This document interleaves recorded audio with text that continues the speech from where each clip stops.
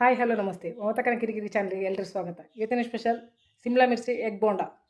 Super taste ಆಗಿರೋ ಎಲ್ಲರೂ try ಮಾಡಬೇಕಾದ್ದೇ ಒಂದು ರೆಸಿಪಿ ಸಿಮ್ಲಾ ಮಿರ್ಚಿ ಎಗ್ ಬೋಂಡ.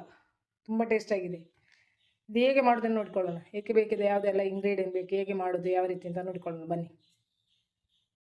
ಸಿಮ್ಲಾ ಮಿರ್ಚಿ ಎಗ್ ಬೋಂಡ ಮಾಡಲಿಕ್ಕೆ ಬೇಕಾದಂಥ ಐಟಮ್, ನಾನು 4 ಸಿಮ್ಲಾ ಮಿರ್ಚಿ ತೆಗೆದುಕೊಂಡಿದ್ದೇನೆ. ನಿಮಗೆ ಎಷ್ಟು ಬೇಕು ಅಷ್ಟು ತೆಗೆದುಕೊಳ್ಬೋದು. ಅದಕ್ಕೋಸ್ಕರ 2 ಮೊಟ್ಟೆ ತೆಗೆದುಕೊಂಡಿದ್ದೇನೆ, 2 ಈರುಳ್ಳಿ ತೆಗೆದುಕೊಂಡಿದ್ದೇನೆ, 2 ಹಸಿಮೆಣಸು, ಖಾರ ನೋಡಿಕೊಂಡು ಒಂದು 10 ಹೆಸರು ಬೆಳ್ಳುಳ್ಳಿ, ಒಂದು ಚಿಕ್ಕ ತುಂಡು ಶುಂಠಿ, ಸ್ವಲ್ಪ ಕೊತ್ತಂಬರಿ ಸೊಪ್ಪು ಹಾಗೂ 2 ಆಲೂಗಡ್ಡೆ. ಮೊದಲಿಗೆ ಆಲೂಗಡ್ಡೆಯನ್ನು ಕುಕ್ಕರಲ್ಲಿ ಬೇಯಿಸ್ಕೊಳ್ತೇನೆ ನಾನು 3 ಸೀಟಿ. ಹಾಗೂ ಮೊಟ್ಟೆಯನ್ನು ಸಹ ಬೇಯಿಸ್ಕೊಳ್ಬೇಕು. ಮೊಟ್ಟೆ ಬೇಯಿಸ್ಕೊಳ್ಳಿಕ್ಕೆ ಸುಲಭ ಐಡಿಯಾ ಇದೆ. ಮೊದಲಿಗೆ ಆಲೂಗಡ್ಡೆಯನ್ನು ಸ್ವಲ್ಪ ಉಪ್ಪು ಹಾಕಿ, ಸ್ವಲ್ಪ ನೀರು ಹಾಗೆ ಉಪ್ಪು ಹಾಕಿ ಒಂದು 2 ಸೀಟಿ ತೆಗೆದುಕೊಳ್ತೇನೆ, 2 ಅಥವಾ 3. ಮೊಟ್ಟೆ ಸುಲಭದಲ್ಲಿ ಬೇಯಿಸ್ಕೊಳ್ಳಿಕ್ಕೆ ಎಗ್ ಬಾಯ್ಲರ್ ತೆಗೆದುಕೊಂಡಿದ್ದೇನೆ. ಈಗ ಮಾರ್ಕೆಟಲ್ಲಿ ದಿನಕ್ಕೊಂದು ಹೊಸ ಐಟಮ್ ಬರ್ತದೆ.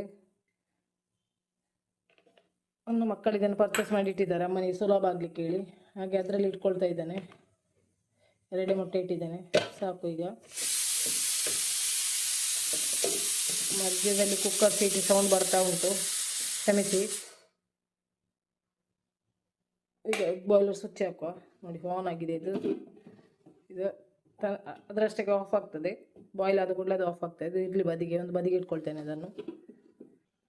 ಮೊದಲಿಗೆ ಮೆಣಸನಿಗೆ ಭಾಗ ಮಾಡಿಕೊಳ್ಬೇಕು. ಅದರ ಬೀಜವನ್ನು ತೆಗೆದುಕೊಳ್ಬೇಕು. ಯಾಕೆಂದರೆ ಕೆಲವೊಮ್ಮೆ ಜೋರು ಖಾರ ಇರ್ತದೆ, ತುಂಬ ಖಾರ ಇದ್ದರೆ ಖಾರ ಆಗಿಬಿಡ್ತದೆ. ಅದಕ್ಕೆ ಅದನ್ನೆಲ್ಲ ತೆಗೆದುಕೊಳ್ಳಿ. ಬೀಜ ಸೆಟ್ ಫುಲ್ಲು ತೆಗೆದುಕೊಳ್ಳೋಣ. ಫುಲ್ಲು ಓಪನ್ ಮಾಡಬೇಡಿ, ಇದೊಂದು ಕಟ್ಟಾಯಿತು, ಕಟ್ ಮಾಡಬಾರ್ದು. ಈ ರೀತಿಯಾಗಿ ತೆಗೆದುಕೊಳ್ಳೋಣ. ಸ್ವಲ್ಪ ಜಾಗ್ರತೆಯಿಂದ ತೆಗಿಬೇಕು, ತುಂಬ ಓಪನ್ ಆಗಿ ಬಿಚ್ಚಬಾರ್ದು. ನನ್ನ ಕೈಯಿಂದ ಒಂದು ಬಿಚ್ಚಿತ್ತು. ಫ್ರೆಶ್ ಇದ್ದರೆ ಬೇಗ ಲಟ ಕಟ್ಟಾಗ್ತದೆ. ಇದು ಸ್ವಲ್ಪ ಬಾಡಿದರೆ ಅಷ್ಟು ಬೇಗ ಕಟ್ಟಾಗೋದಿದೆ. ಫ್ರೆಶ್ ಇವತ್ತು ಮಾರ್ಕೆಟಿಗೆ ಬಂದಷ್ಟೇ. ಕುಕ್ಕರನ್ನು ಕೂಗ್ತಾ ಇದ್ದಾರೆ.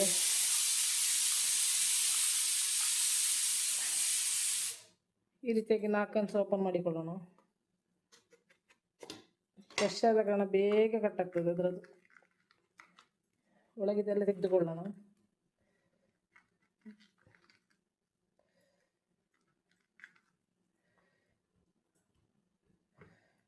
ನಾಲ್ಕು ರಸ ಒಳಗಿದೆಲ್ಲ ತೆಗೆದುಕೊಂಡಿದ್ದೇನೆ.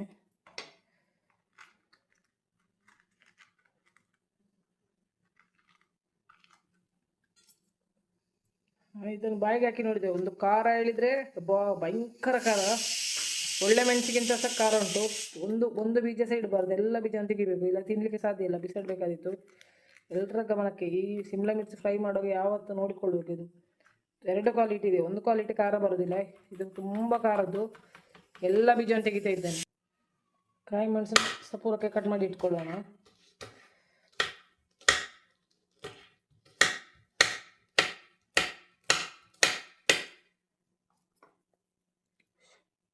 ಇದೇ ರೀತಿ ಬೆಳ್ಳುಳ್ಳಿ ಸಹ ಕಟ್ ಮಾಡಿಕೊಳ್ಳೋಣ.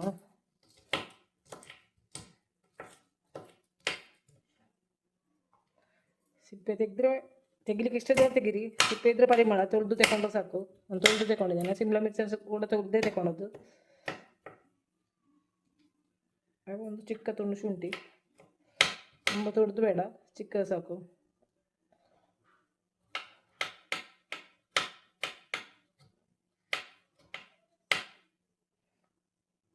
ಶುಂಠಿ ಬೆಳ್ಳುಳ್ಳಿ ತಿನ್ನದವರಾಗಿದ್ದರೆ ಆಪ್ಷನಲ್ಲಿ ಬಿಡ್ಬೋದು. ಇದನ್ನು ಮೊಟ್ಟೆ ಬದಲಿಗೆ ಆಲೂಗಡ್ಡೆ ಬಜ್ಜಿಯಲ್ಲಿ ಮಾಡಿಕೊಳ್ಬೋದು. ಆಲೂಗಡ್ಡೆ ಹಾಕಿ ಮೊಟ್ಟೆ ಹಾಕಿದರೆ ಟೇಸ್ಟ್ ಜಾಸ್ತಿ ಆಗ್ತದೆ. ವೆಜ್ಜಿನವರು ಮೊಟ್ಟೆಯನ್ನು ಬಿಟ್ಟು ಆಲೂಗಡ್ಡೆ ಹಾಕಿ ಮಾಡ್ಬೋದು.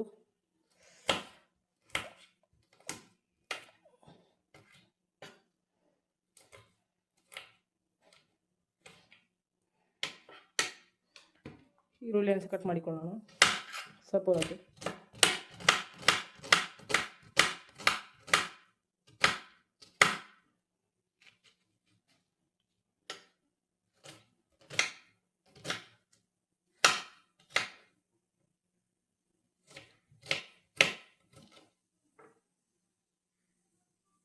ಕೊತ್ತಂಬರಿ ಸೊಪ್ಪನ್ನು ಕೂಡ ಚೆನ್ನಾಗಿ ತೊಳೆದು ಸಪೂರಕ್ಕೆ ಕಟ್ ಮಾಡಿಡುವ.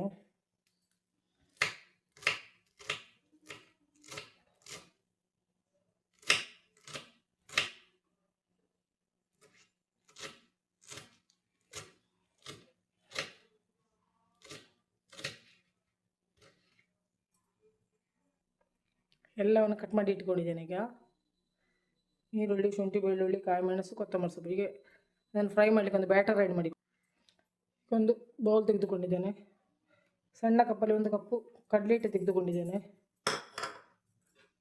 ಹಾಗೂ ಸ್ವಲ್ಪ ಉಪ್ಪು ತೆಗೆದುಕೊಂಡಿದ್ದೇನೆ. ಒಂದು ದೊಡ್ಡ ಸ್ಪೂನ್ ಫುಲ್ ಅಕ್ಕಿ ಹಿಟ್ಟು ತೆಗೆದುಕೊಂಡಿದ್ದೇನೆ. ಅಕ್ಕಿ ಹಿಟ್ಟು ಹಾಕಿದರೆ ಸ್ವಲ್ಪ ಕ್ರಿಸ್ಪಿ ಆಗ್ತದೆ. ಹಾಗೂ 1/4 ಸ್ಪೂನ್ ಅರಿಶಿನ ತೆಗೆದುಕೊಂಡಿದ್ದೇನೆ. ಅರಿಶಿನ ನೋಡಿ, ಒಂದು 1/4 ಸ್ಪೂನು ಮೆಣಸಿನ ಹುಡಿ ತೆಗೆದುಕೊಳ್ತೇನೆ. ತುಂಬ ತೆಗೆದುಕೊಳ್ಳೋದಿಲ್ಲ, ಯಾಕೆ ಹೇಳಿದರೆ ನಾವು ಕಾಯಿ ಮೆಣಸು ಹಾಕ್ತಾ ಇದ್ದೇವೆ ಹಾಗೂ ಬಾಜಿಗೆ ಸಹ ಹಾಕ್ತಾ ಇದ್ದೇವೆ. ಸ್ವಲ್ಪ ಒಂದು 1/4 ಸ್ಪೂನಷ್ಟು ಕೊತ್ತಂಬರಿ ಹುಡಿ. ಇದು ಚೆನ್ನಾಗಿ ಮಿಕ್ಸ್ ಮಾಡಿಕೊಳ್ಬೇಕು.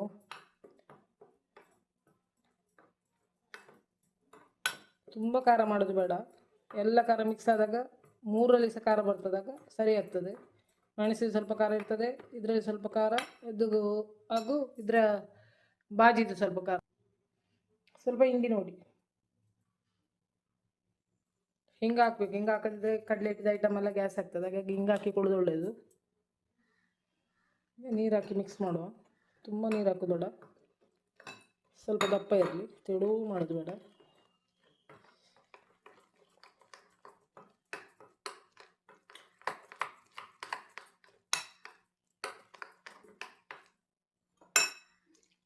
ಸ್ವಲ್ಪ ನೀರು ಹಾಕಿದ್ದೇನೆ.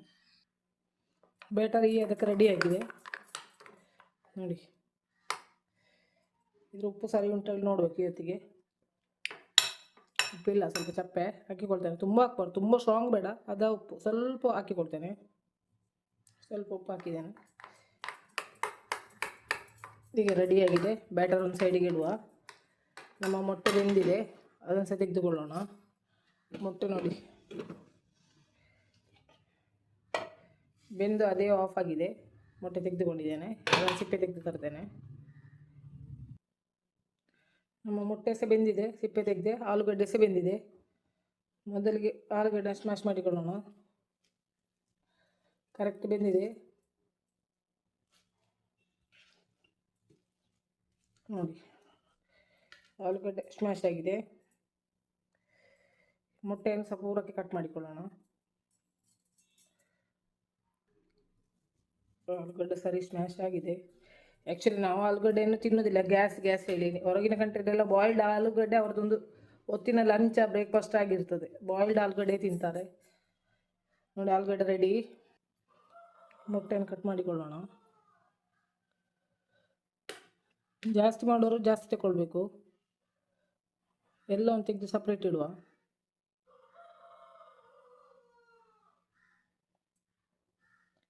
ಎಗ್ ಬಾಯ್ಲರಲ್ಲಿ ಎಗ್ ಬೇಯಿಸಿದ್ರೆ ಒಂದು ಸುಲಭ ಹೇಳಿದರೆ, ಸಿಪ್ಪೆ ತೆಗಿಲಿಕ್ಕೆ ತುಂಬ ಸುಲಭ ಆಗ್ತದೆ.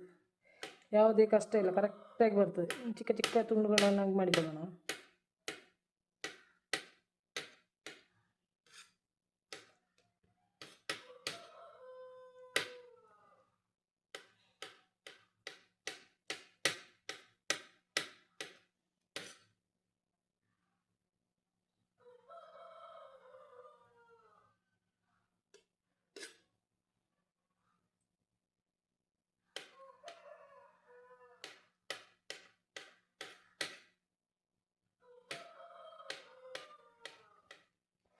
ಮೊಟ್ಟೆ ಜಾಸ್ತಿ ಬೇಕಿದ್ರೆ ಜಾಸ್ತಿ ಹಾಕಿಕೊಳ್ಬೋದು, ಅವರವರ ಇಷ್ಟ. ಎಲ್ಲ ರೆಡಿಯಾಗಿದೆ. ಎಲ್ಲವನ್ನು ಹುಡಿ ಮಾಡಿಟ್ಕೊಳ್ಳೋಣ, ಸಣ್ಣ ಸಣ್ಣ ತುಂಡು ಮಾಡಿ. ಇದನ್ನು ಆಲೂಗಡ್ಡೆ ಒಟ್ಟಿಗೆ ಮಿಕ್ಸ್ ಮಾಡುವ. ಹೇಳಿ, ಎಲ್ಲ ಕೂಡ ರೆಡಿಯಾಗಿದೆ. ಈಗ ಒಂದು ಒಗ್ಗರಣೆ ಹಾಕಿಕೊಳ್ಳೋಣ ಬನ್ನಿ. ಮೊದಲಿಗೆ ಒಲೆ ಮೇಲೆ ಒಂದು ಬಾಣಲೆ ಇಟ್ಕೊಂಡಿದ್ದೇನೆ. ಬಾಣಲೆ ಬಿಸಿಯಾಗಿದೆ. ಎಣ್ಣೆ ಹಾಕ್ತೇನೆ. ಯಾವ ಎಣ್ಣೆ ಬೇಕಿದ್ರೆ ಹಾಕ್ಬೋದು, ಅವರವರು ಯೂಸ್ ಮಾಡೋದು. ಒಂದು 2 ಸ್ಪೂನಷ್ಟು ಹಾಕಿದ್ದೇನೆ, ತುಂಬ ಬೇಕಾಗಿಲ್ಲ, ನಾವು ಡೀಪ್ ಫ್ರೈ ಮಾಡ್ತೇವಲ್ಲ ಹೇಗೂ.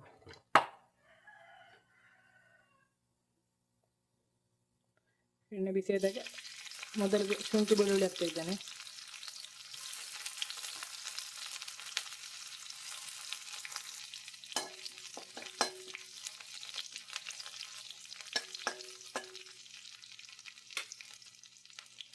ಇಲ್ಲ ಫ್ರೈ ಆಗಬೇಕು. ಈರುಳ್ಳಿ ಹಾಕ್ತಾ ಇದ್ದೇನೆ.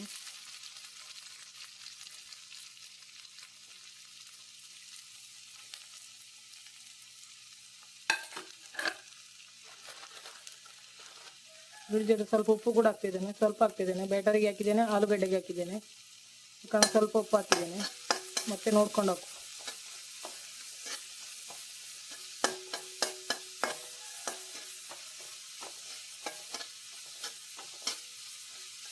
ಈರುಳ್ಳಿ ಚೆನ್ನಾಗಿ ಬಾಡಬೇಕು, ಕೆಂಪು ಕಲರ್ ಆಗೋದು ಬೇಡ, ಅಂತ ಕಲರ್ ಸ್ವಲ್ಪ ಚೇಂಜ್ ಆದರೆ ಸಾಕು. ಒಂದು ಟ್ರಾನ್ಸ್ಪರೆಂಟ್ ಆಗಿ ಕಲರ್ ಬರ್ತಲ್ಲ, ಅಲ್ಲಿವರೆಗೆ ಇದನ್ನು ಫ್ರೈ ಮಾಡಬೇಕು. ಇದಿರಲಿ, ಈಗ ಕಟ್ ಮಾಡಿ ಈರುಳ್ಳಿ ಸ್ವಲ್ಪ ಫ್ರೈ ಆಗಿದೆ, ಕಟ್ ಮಾಡಿ ಇಟ್ಟಂಥ ಹಸಿಮೆಣಸನ್ನು ಕೂಡ ಹಾಕಿಕೊಳ್ತಾ ಇದ್ದೇನೆ ಇದರೊಟ್ಟಿಗೆ. ಹಸಿಮೆಣಸು ನೋಡಬೇಕು, ತುಂಬ ಖಾರ ಆದರೆ ಒಂದು ಹಾಕಿದ್ರೆ ಸಾಕು, ಖಾರ ಕಮ್ಮಿ ಇದ್ರೆ ಹಾಕಿಕೊಳ್ಬೋದು.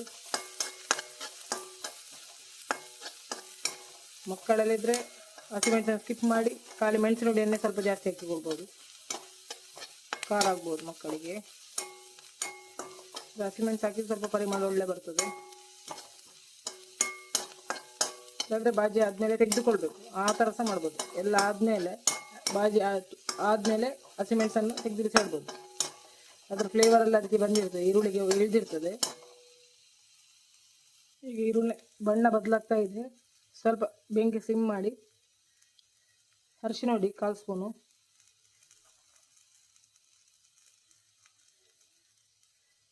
ಒಂದು ಅರ್ಧ ಸ್ಪೂನಷ್ಟು ಮೆಣಸಿನ ಹುಡಿ, 1/4 ಸ್ಪೂನ್ ಜೀರಿಗೆ ಹುಡಿ, ಅರ್ಧ ಸ್ಪೂನ್ ಕೊತ್ತಂಬರಿ ಹುಡಿ, ಹಾಗೊಂದು 1/4 ಸ್ಪೂನ್ ಒಳ್ಳೆ ಮೆಣಸಿನ ಹುಡಿ, ತುಂಬ ಬೇಡ, ಒಂದು 1/4 ಸ್ಪೂನ್ ಅಷ್ಟು ಅಷ್ಟೇ, ಒಂದು ಪರಿಮಳ ಫ್ಲೇವರ್ ಕೊಡಲಿಕ್ಕೆ ಮಾತ್ರ. ಇಷ್ಟನ್ನು ಹಾಕಿ ಚೆನ್ನಾಗಿ ಫ್ರೈ ಮಾಡಬೇಕು.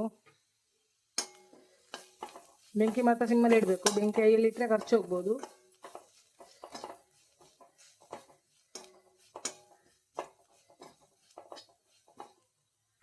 ಈಗ ಮೊಟ್ಟೆಯನ್ನು ಹಾಕ್ತಿದ್ದೇನೆ ಫಸ್ಟಿಗೆ, ಎಲ್ಲ ಮತ್ತೆ ಹಾಕಿಕೊಳ್ಳೋದು. ಫಸ್ಟಿಗೆ ಮೊಟ್ಟೆ ಹಾಕಬೇಕು,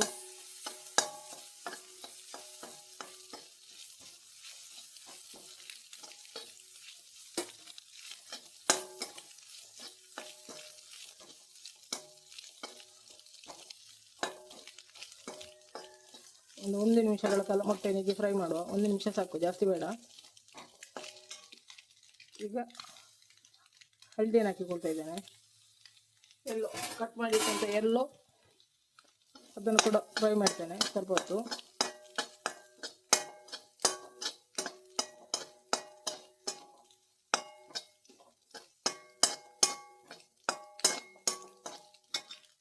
ಈಗ ನಮ್ಮ ಬಟಾಟೆ ಸ್ಮ್ಯಾಶ್ ಮಾಡಿದಂಥ ಬಟಾಟೆಯನ್ನು ಕೂಡ ಹಾಕಿಕೊಂಡಿದ್ದೇನೆ. ಒಳ್ಳೆ ಬಟಾಟೆ, ಒಳ್ಳೆ ಬೇಗ ಸ್ಮ್ಯಾಶ್ ಬೆಂದಿದೆ. ಈಗ ಇದರ ಉಪ್ಪು ನೋಡಿಕೊಳ್ಬೇಕು. ಈ ಸಂದರ್ಭದಲ್ಲಿ ಉಪ್ಪು ಖಾರ ಎಲ್ಲ ಅದ ಉಂಟ ಹೇಳಿ ನೋಡಬೇಕು. ಖಾರ ಹೇಗಿರ್ಬೋದು, ಉಪ್ಪು ನೋಡಿಕೊಳ್ಬೇಕು. ಯಾಕೆ ಹೇಳಿದರೆ ಬ್ಯಾಟರ್ದು ಉಪ್ಪು ಇದು, ಬಾಜಿದು ಉಪ್ಪು ಸರಿ ಇರಬೇಕು.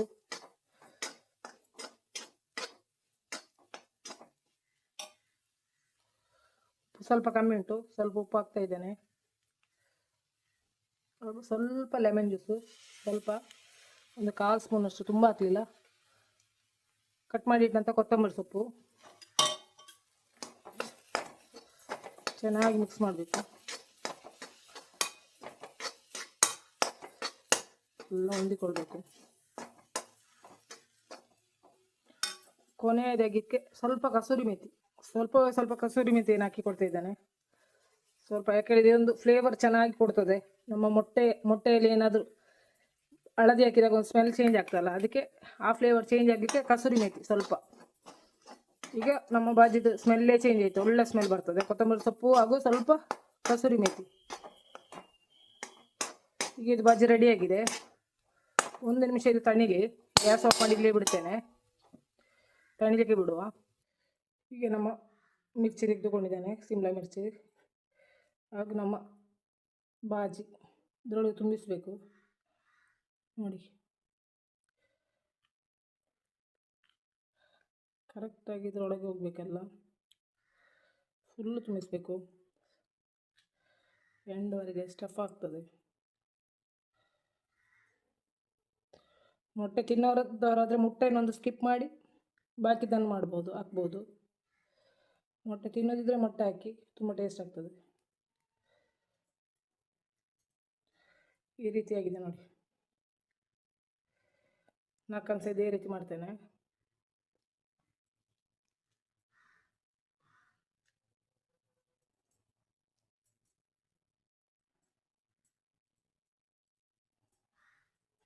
ತುಂಬ ಹೊರಗೆ ಬರೋದೇ ನೋಡಿ.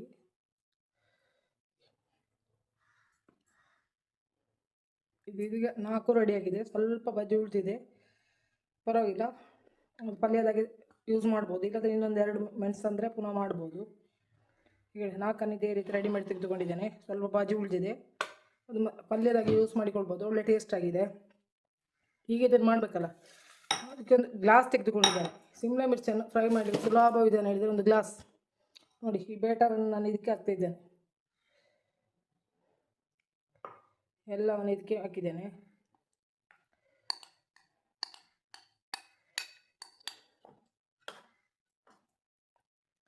ಆ್ಯಕ್ಚುಲಿ ಬೆಟರ್ ಸ್ವಲ್ಪ ದಪ್ಪ ಜಾಸ್ತಿ ಆಯಿತು. ನಾನು ಸ್ವಲ್ಪ ನೀರು ಹಾಕಿ ಅದನ್ನು ಲೂಸ್ ಮಾಡಿಕೊಂಡೆ. ತುಂಬ ದಪ್ಪ ಆಗಿತ್ತು. ಈಗ ನಾನು ಗ್ಲಾಸಿಗೆ ಹಾಕ್ತಾ ಇದ್ದೇನೆ.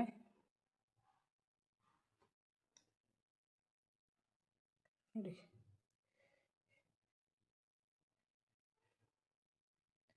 ಬೆಟರ್ನ ಪೂರ್ತಿ ಗ್ಲಾಸಿಗೆ ಹಾಕಿದ್ದೇನೆ.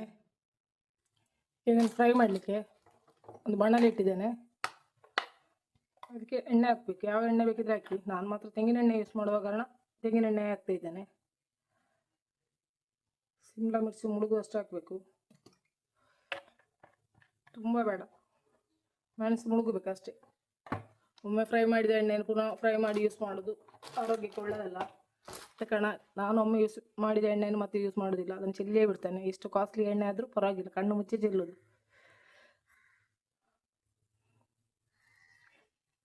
ಎಣ್ಣೆ ಬಿಸಿಯಾಗಿದೆ. ಈಗ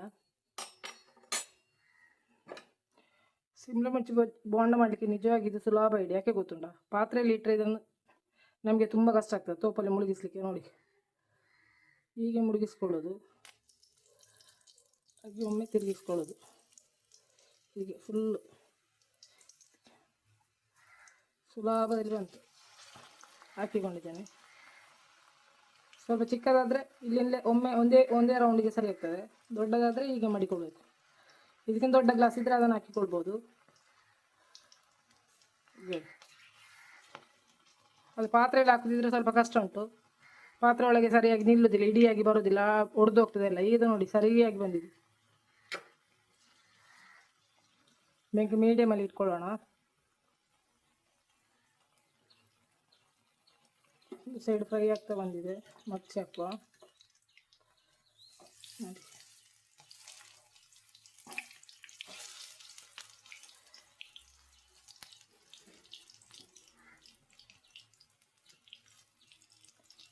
ಎರಡು ಸೈಡ್ ಫ್ರೈ ಆಗಬೇಕು. ತಿರುಗಿಸಿ ಫ್ರೈ ಮಾಡ್ತಾ ಇರಬೇಕು.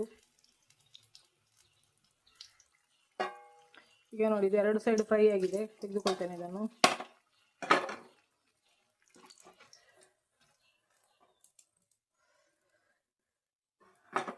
ಮಿರ್ಚಿ ಬೋಂಡ ರೆಡಿ ಆಗಿದೆ, ಕ್ರಿಸ್ಪಿ ಆಗಿದೆ. ಇನ್ನೆರಡನ್ನು ಕೂಡ ಮಾಡಿಕೊಳ್ತೇನೆ. ಎಣ್ಣೆ ಹಿಡಿದಿಲ್ಲ ಅದು.